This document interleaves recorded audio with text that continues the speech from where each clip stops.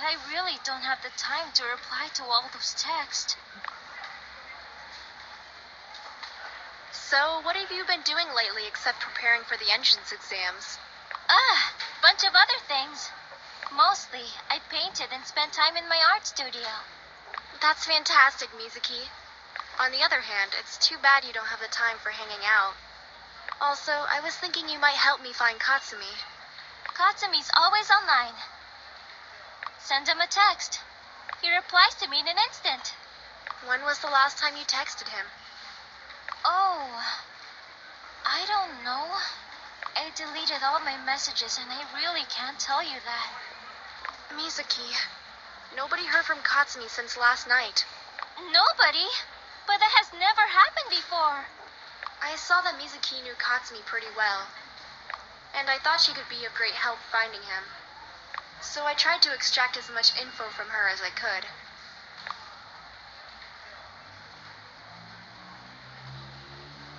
How close are you and Katsumi? I mean, how well do you know him? Quite well, actually.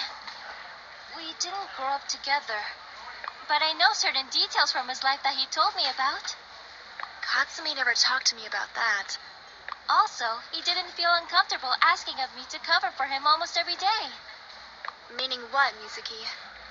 He would usually call me in the morning to ask me to say a few kind words about him to my father. Your father? What for? I don't get it. You didn't know? Katsumi works as an intern in my father's company. I didn't have a clue about it. Why was Katsumi hiding something like that? It's a good thing. Experience in that work field would be a great plus in his resume. I did him a favor and asked my father to hire him. That was it.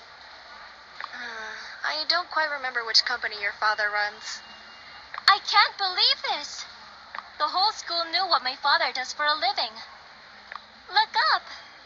Mizuki pointed at a high building across the street with a flashing billboard sign of ChatLinx. Mizuki's father was the owner of ChatLinx.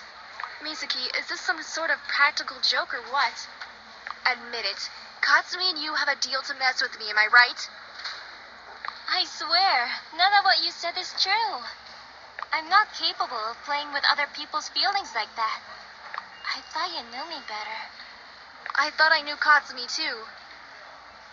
Anyway, I suppose Katsumi didn't report for work today. He didn't. That's exactly why I went to ChatLinx a few minutes ago. I had to talk to my father.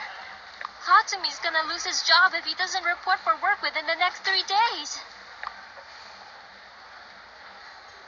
Mizuki, what do you propose? How can we find Katsumi's current location? I know a way, but I'm afraid it's not quite legal. ChatLinx offers a lot of options. But my father would hardly agree to any of those without a police warrant. We can't ask him to do that, because we'd violate the rights of our users. Yeah, welcome to the 21st century. Stupid rights! If I black out in the middle of the street wearing a short skirt, no one's gonna offer me a helping hand, because that may be characterized as sexual harassment. It gets even worse. A compliment paid to a girl can be perceived the same way. Mizuki, what do we do? Should we break some rules? I don't think we should do that. We have to stick to established rules and norms of conduct. If somebody doesn't want to be found, then I guess we shouldn't try to find him. Mizuki, I'm not gonna drag you into all of this. I know how hard it is for you to abandon your true values. I'm already dragged into this. I don't have to be a part of that game of yours, but I can help. How? Mizuki opened her small backpack and took out a bunch of keys and key tags. She handed them to me reluctantly because she felt like she was betraying Katsumi. I knew the keys were Katsumi's because one of the tags was the one I had bought for him for his previous birthday. The tag had the logo of his favorite game, Shadow Time. Here, these are Kasumi's keys. He forgot them the last time he showed up at work. Take them and return them to him. I will, Mizuki. I know you will. I also know that the temptation's huge, and that you should think really hard before you decide to do something that may put your relationship with Katsume at risk.